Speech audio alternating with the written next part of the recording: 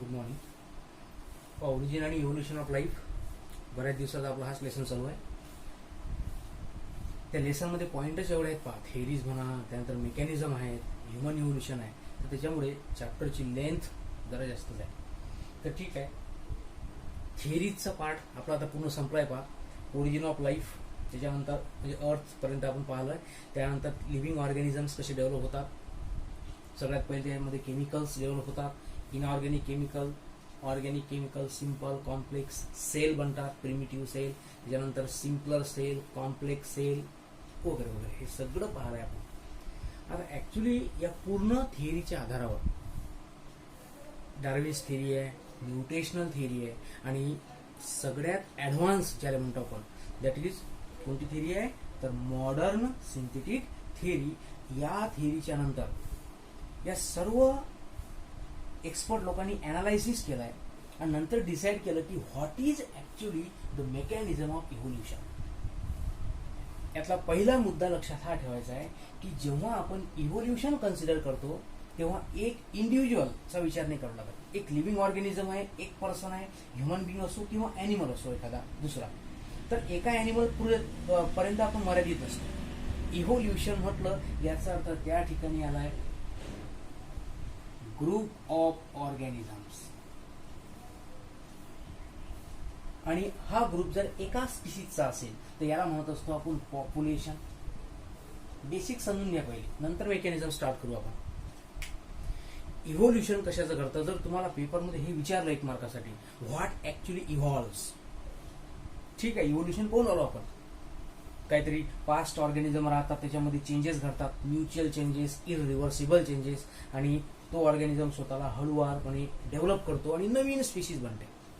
ठीक आहे, पण एक ऑर्गॅनिझम नाही आहे. स्टडी करताना आपण एक एक एक्झाम्पल घेतो, पण ऍक्च्युली इव्हॉल्व कोण होत असते तर evolve the complete population and not individual. एक एक मेंबर इव्हॉल्व नसतो होत, बरोबर आहे. म्हणजे जर तुम्हाला इव्होल्युशनची डेफिनेशन करायची आहे तर एक ऑर्गॅनिझम मध्ये बदल झाला, इव्होल्युशन नाही आहे. It is one step, sequence आहे तो त्यातला. अशी हळूवारपणे सगळ्या ऑर्गॅनिझम मध्ये जेव्हा चेंजेस घडतात then it is said to be what evolution. म्हणून लक्षात ठेवा पहिला मुद्दा, द पॉप्युलेशन ऍक्च्युली इव्हॉल्व. मग आता तुम्ही म्हणसाल हे तर झालं पॉप्युलेशनचं, आता याच्यामध्ये जे मेंबर्स आहेत इंडिव्हिज्युअल्स मेंबर, त्याचं काम काय.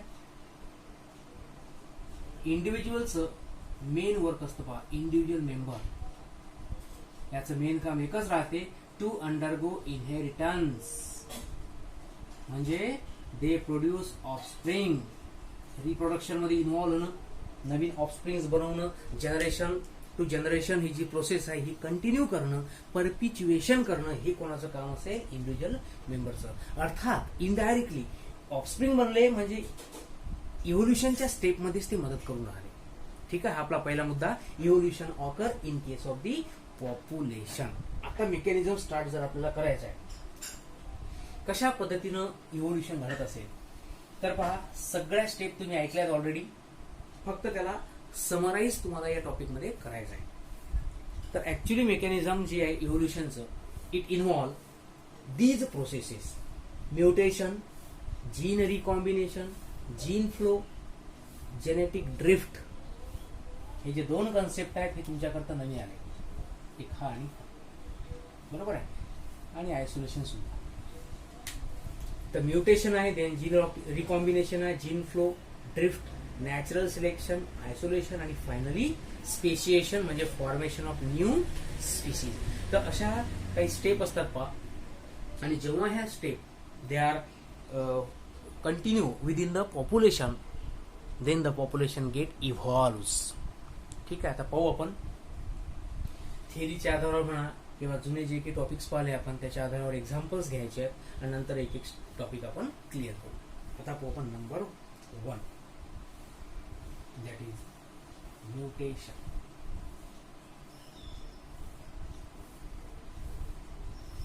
एक मुद्दा क्लिअर करा, इव्होल्युशन जर तुम्हाला स्टडी करायचं आहे याचा अर्थ जी पॉप्युलेशन तुम्ही स्टडी करून राहिले त्या पॉप्युलेशन मध्ये चेंजेस घडणं गरजेचं राहील.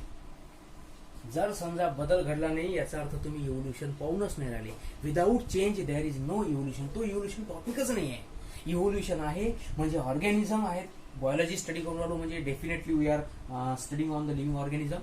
तर त्या लिव्हिंग ऑर्गॅनिझम मध्ये बदलच घडले पाहिजे. मग ते बदल जेनेटिक मटेरियल मधले असतील then it is called to be mutation. बरोबर आहे. म्हणून याची व्याख्या जी आहे पुस्तकाप्रमाणे ती अशी करू आपण, म्युटेशन्स आर द परमनंट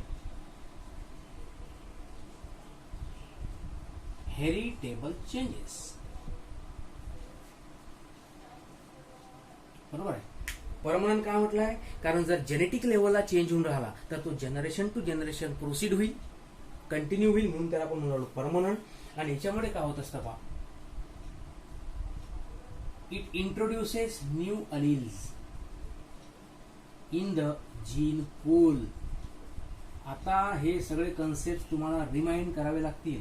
जेव्हा मॉडर्न सिंथेटिक आली तेव्हा ह्या अशा गोष्टी आल्या होत्या, जेनेटिक पॉप्युलेशन किंवा आपण त्याला मेंडेलियन पॉप्युलेशन म्हटलं होतं. त्याच्यानंतरची टर्म होती जीन पूल. बरोबर. आणि लास्ट टॉपिक होता त्याच्यामधला, दॅट इज अलील फ्रिक्वेन्सी.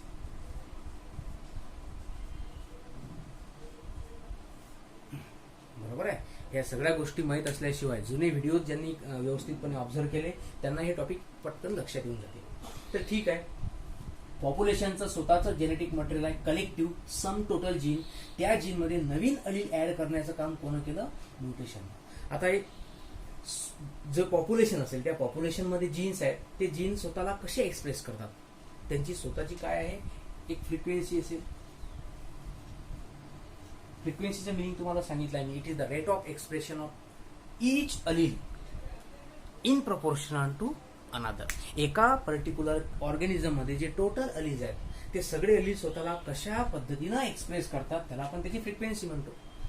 मग एका पॉप्युलेशनचा जीन पूल त्याची स्वतःची फ्रिक्वेन्सी आहे, किती आहे, काहीतरी आहे. बरोबर आहे. मग जेव्हा म्युटेशन घडतात तेव्हा त्याच्यामध्ये नवीन अलील येऊन राहिले, नवीन अलील आली तर त्याची फ्रिक्वेन्सी बदलणार. आणि हा नियम आहे. जेव्हा जेव्हा अलील फ्रिक्वेन्सीमध्ये चेंज होईल याचा अर्थ काय घडून राहिलं, हळूहळू इव्होल्युशन. हाच कन्सेप्ट आपण याच्या अगोदर पाहिला. मॉडर्न सिंथेटिक थिअरी डिटेलमध्ये वाचा, तुम्हाला हे मेकॅनिझम काही भारी जात नाही. सगळे मुद्दे तेच आहेत. बरोबर आहे. आपण त्याला 3 कन्सेप्टमध्ये डिवाइड केलं होतं. बरोबर आहे. त्याच्यानंतर जेनेटिक व्हेरिएशन, दुसरा कन्सेप्ट होता कोणता, नॅचरल सिलेक्शन, आणि थर्ड होता आयसोलेशन. सगळं तेच आहे, फक्त वेगवेगळ्या टर्म्स त्यांनी मांडले. जेनेटिक व्हेरिएशन, तेव्हा म्युटेशन आणि जीन रिकॉम्बिनेशन. बरोबर आहे. जेनेटिक ड्रिफ्ट, जीन फ्लो, हे सगळं त्याच्यामधलंच पार्ट आहे. Natural selection, isolation, modern synthetic theories आहे. ओके. हा झाला पहिला पार्ट तुमचा म्युटेशन. म्हणजे जेव्हा जेव्हा पॉप्युलेशनमध्ये म्युटेशन घडतील त्या ठिकाणी पेपरमध्ये काय विचारतात ते लक्षात ठेवायचं आहे. नवीन अलील्स ऍड होतात. नवीन अलील ऍड झाले तर जीन पूलमध्ये बदल होतो. बदल झाला म्हणजे काय झाला, फ्रिक्वेन्सी बदलली म्हणजेच काय घडेल, इव्होल्युशन. त्याच्यानंतर सेकंड, जीन रिकॉम्बिनेशन.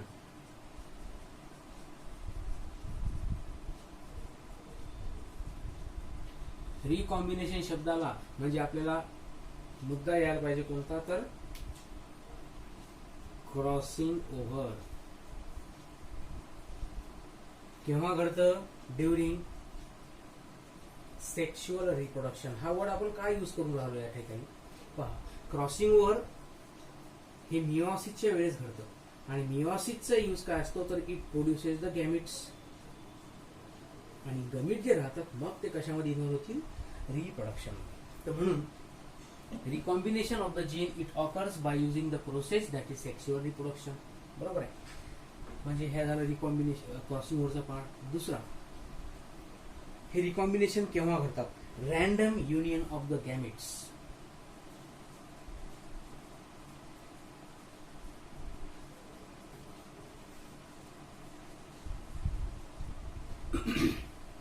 या ठिकाणी आपण जर एक्झाम्पल घेतलं, ह्युमन्स, मेल फिमेल, मेल मध्ये जे गॅमिट्स असतात त्याला आपण स्पर्म म्हणतो. One sperm is having x chromosome, another is having Y, cross with the female, ज्याच्यामध्ये दोनही गॅमिट मध्ये कोणता क्रोमोझोम असेल, एक्स. आता समोरची जी प्रोजेनी तयार होईल, the upcoming progeny, it depends upon the type of gamete. बरोबर आहे. समोर जी प्रोजेनी बनेल ती कशावर डिपेंड राहील, या गॅमिटवर डिपेंड राहील. मी परत थोडंसं वर मानतो. आपण पॉइंट पाहून राहिलो जीन रिकॉम्बिनेशन. त्यातला due to random mating of gametes हा पॉइंट आपला सांगतो. तर पहा, जर आपण ह्युमन बिंगचं एक्झाम्पल घेऊन राहिलो तर मेलमध्ये XY क्रोमोझोम, फिमेलमध्ये XX क्रोमोझोम, म्हणजे गॅमिट्स तयार होताना एकामध्ये एक, दुसऱ्यामध्ये Y, फिमेलमध्ये दोन्ही गॅमिटमध्ये काय असेल, X क्रोमोझोम असेल. आता जी प्रोजेनी बनून राहिली पहा, it depends upon the type of gametes. कोणता ऑफस्प्रिंग तयार होईल, it may be a male child और it may be a female child. हा क्वेश्चन आहे. असं फिक्स नाही आहे की फर्स्ट टाइमची प्रेग्नन्सी असेल त्याच्या ठिकाणी मेल चाइल्ड डेव्हलप होतो, सेकंड आहे तो फिमेल असेल. हे सगळे सगळे अप्रॉक्सिमेशन आपण लावत असतो, पण डिपेंड ऍक्च्युली कशावर राहते. गॅमिट कॅरिंग X क्रोमोझोम जर फ्यूज झाला तर फिमेल चाइल्ड तयार होईल, आणि गॅमिट कॅरिंग Y क्रोमोझोम जर फ्यूज झाला तर मेल चाइल्ड. म्हणजे जे मीटिंगची प्रोसेस आहे गॅमिटची ती फिक्स नाही आहे, it is random. Sometimes this gamete will be fuse with the female egg and during the remaining time the gamete with Y chromosome it can be fuses with the female gamete. Male आणि female गॅमिटचं union जे आहे ते randomly आहे, it is not fixed one. बरोबर आहे. आणि हेच रिझन आहे का जे नवीन प्रोजेनी बनते त्याच्यामध्ये व्हेरिएशन्स येतात. Not all time all the child become male, sometimes it become female. So male and female variation आहे. So this is the reason to carry out the gene recombinations. Okay, हा झाला पहिला मुद्दा. त्याच्यानंतर it is also caused by, recombination कशामुळे घडतात ते आपण पॉइंट्स म्हणून राहिलो. सेकंड आहे ॲनाफेजिक सेपरेशन ऑफ क्रोमोझोम्स.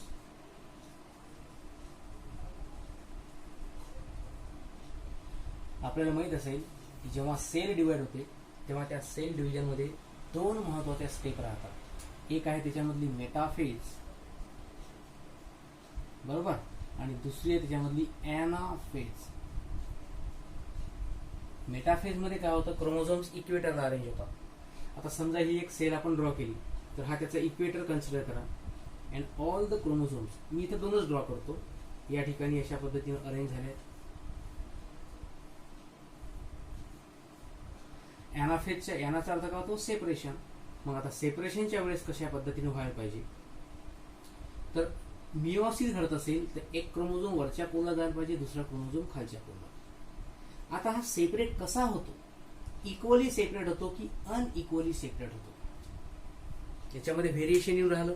म्हणजे क्रोमोझोम ॲनाफेजच्या वेळेस कशा पद्धतीनं सेपरेट होतात. एका पोलला एक क्रोमोझोम होऊन राहिला की एका पोलला दोनही क्रोमोझोम ट्रान्सफर होऊन राहिले. म्हणजे त्या ॲनाफेज मध्ये लक्षात घ्या डिसजंक्शन घडून राहिलं की नॉन डिसजंक्शन घडून राहिलं. शब्द ऐकलेले आहेत.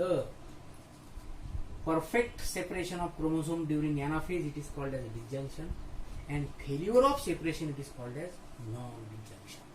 मग अशा जर प्रोसेस त्या ठिकाणी घडून राहिल्या तर याचा अर्थ गॅमिट जे तयार होतील, डिव्हिजन नंतर ज्या नवीन सेल्स बनतील, रिप्रोडक्टिव्ह सेल्स बनतील, त्याच्यामध्ये व्हेरिएशन्स येतील.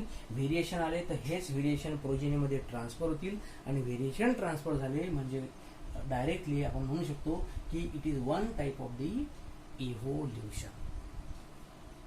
ओके, हा झाला जीन रिकॉम्बिनेशनचा पार्ट. तर लक्षात ठेवायचं आहे gene recombination occur due to random mating of gametes, anaphasic separation of chromosome, बरोबर आहे. आणि याच्यामधली सगळ्यात महत्वाची प्रोसेस आहे ती म्हणजे क्रॉसिंग ओव्हर, जी तुम्हाला मी सांगितलेली आहे.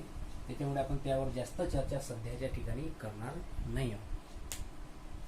एक क्लिअर करायचा. रिकॉम्बिनेशन म्हणजे काय, तर combination of new characters. Parent मधलेच कॅरेक्टर आहेत पण वेगवेगळ्या कॉम्बिनेशन मध्ये प्रोजेनीमध्ये ट्रान्सफर होऊन राहिले आहेत. बरोबर आहे. मग आता sometimes dominant characters get combined and express in the progeny. Sometimes dominant and recessive get togetherly express in the progeny. आपण हे मेंडेलच्या डायहायब्रिड क्रॉसेस त्याच्यामध्ये सुद्धा डिस्कस केलं आहे. So this is your second mechanism, that is gene recombination. संपवला आपण. आता आहे जीन फ्लो. तिसरा आहे जीन फ्लो.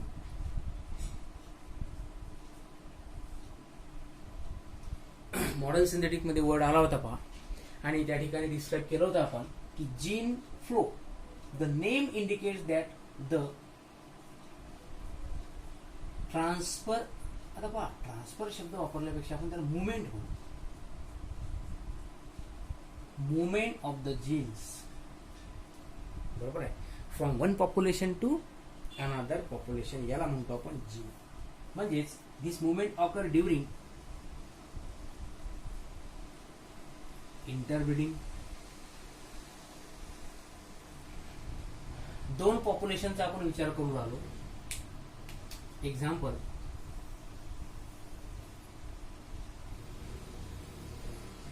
ही आहे population 1 and this one be population B.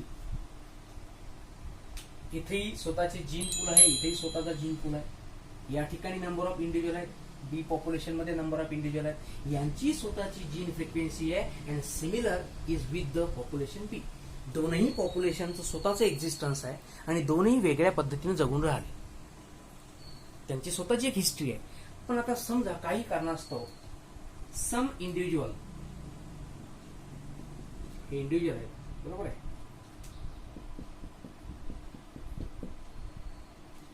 some individual from the A population are migrated. लक्षात घ्यायचं तुम्हाला, मायग्रेशन शब्द महत्वाचा आहे. Gene flow it is affected by using the migration. समजा यातले काही इंडिव्हिज्युअल काय झाले, migrate to the b population. आता या ठिकाणी मी पहा इथं ब्लॅक डॉट्स काढलेत तर ब्ल्यू डॉट. हे डॉट म्हणजे काय, कन्सिडर त्यांना ऍज अ इंडिव्हिज्युअल करून घ्यायचं तुम्हाला. मग जेव्हा हा ग्रुप दुसऱ्या पॉप्युलेशन मध्ये मायग्रेट होऊन राहिला, त्याचा अर्थ हे इंडिव्हिज्युअल काय करतील, स्वतःचे जीन या पॉप्युलेशन मध्ये शेअर करतील. म्हणजे यांची फ्रिक्वेन्सी बदलली. या ठिकाणी फ्रिक्वेन्सी वाढेल, या ठिकाणी फ्रिक्वेन्सी कमी होईल. इथले इंडिव्हिज्युअल कमी झाले म्हणजे रिडक्शन, इथे इंडिव्हिज्युअल वाढले म्हणजे इन्क्रीमेंट किंवा इन्क्रीज म्हणतो आपण त्याला. म्हणजे आपण असं क्लिअर करू शकतो की this migration may occurs, migration may be immigration and immigration. Here immigration means exit किंवा lose. When genes leaves a population, एका पॉप्युलेशन मधून इंडिव्हिज्युअल रिमूव्ह झाले म्हणजे मायग्रेट झाले. म्हणजे या ठिकाणी जे जीन पूल होता, स्वतःचे जीनचं कलेक्शन होतं, त्यातले काही जीन निघून गेले. म्हणून आपण म्हटलं some individual become leaves a population. हा झाला कोणता मायग्रेशनचा part, E migration. E for exit किंवा एलिमिनेशन म्हणू शकता. तेच बी पॉप्युलेशनचं जर कन्सिडर केलं तर individuals are entering in the population. म्हणजे जीन्स येऊन आले म्हणून आपण त्याला म्हणतो immigration. It means entry. Population A मध्ये काय घडलं आहे तर इमायग्रेशन घडलं आहे. पॉप्युलेशन बी मध्ये काय घडलं आहे तर इमायग्रेशन घडलं आहे. प्रोसेस कोणती घडो, दोनही पॉप्युलेशन मध्ये फ्रिक्वेन्सीज चेंज होऊन राहिलेल्या आहेत. जेव्हा ए पॉप्युलेशनचा विचार केला आपण, त्या ठिकाणी नंबर ऑफ इंडिव्हिज्युअल आहेत, त्यांचे स्वतःचे जीन पूल आहे, कशा पद्धतीने एक्सप्रेस करतात ते सगळं फिक्स आहे, ठरलं आहे. पण मायग्रेशनच्यामुळे दोघांमध्ये फरक पडला म्हणजे यांचं इव्होल्युशन हळूहळू बदलेल, यांचे ऑर्गॅनिझम चांगल्या पद्धतीने डेव्हलप होतील कारण पॉप्युलेशन पण जास्त आहे. या ठिकाणी पॉप्युलेशन कमी आहे, बरोबर आहे, हे डेव्हलप होतील पण यांची फ्रिक्वेन्सी यांच्यापेक्षा वेगळी असेल. यांच्या स्पेसीज वेगळ्या बनतील, यांच्या स्पेसीज वेगळ्या होतील. लक्षात घ्यायचं आहे. हे इंडिव्हिज्युअल चांगले आहेत आणि हे वाईट आहेत, ही पॉप्युलेशन बेस्ट आहे, ही नाही आहे, असा मुद्दा नाही. चेंजेस घडतात, म्हणजे evolution occurs in both kind of the population, आणि हाच आपल्याला मुद्दा समजून घ्यायचा आहे. ठीक आहे. तर अशा पद्धतीने जीन फ्लोचा टॉपिक आपल्याला समजून घ्यायचा आहे. बरोबर आहे.